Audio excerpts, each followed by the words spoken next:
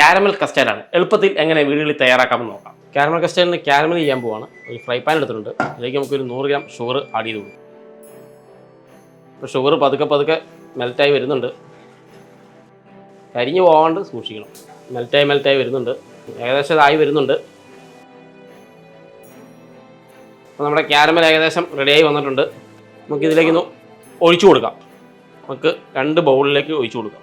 സ്റ്റീലിൻ്റെ ബൗളാണ് തിരിക്കുന്നത്. കുറച്ചായിട്ട് ഒഴിച്ചു കൊടുക്കാം. 1/2 ലിറ്റർ പാലെടുത്തിട്ടുണ്ട്. പിന്നെ നമുക്കൊന്ന് ബോയിൽ ചെയ്യാം. നമ്മൾ പാല് ബോയിൽ ചെയ്യാൻ വെച്ചിട്ടുണ്ട്. അതിൻ്റെ ഇടയ്ക്ക് നമുക്ക് മുട്ടയും വാൽനട്ട്സും വെച്ചൊന്ന് ബീറ്റ് ചെയ്തെടുക്കണം ഒരു ബൗളിൽ.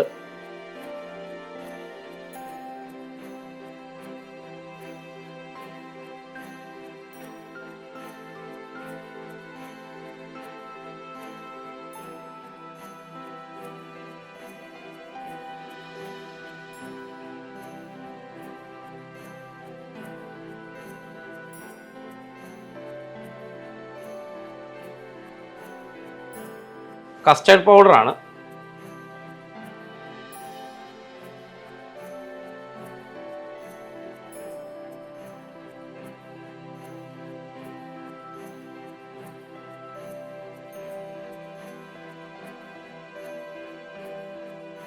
നമ്മുടെ കാരമൽ കസ്റ്റേർഡ് 2 ബൗളിലേക്ക് നമ്മൾ ഒഴിച്ച് അലുമിനിയം ഫോയിൽ വെച്ച് കവർ ചെയ്ത് വെച്ചിട്ടുണ്ട്.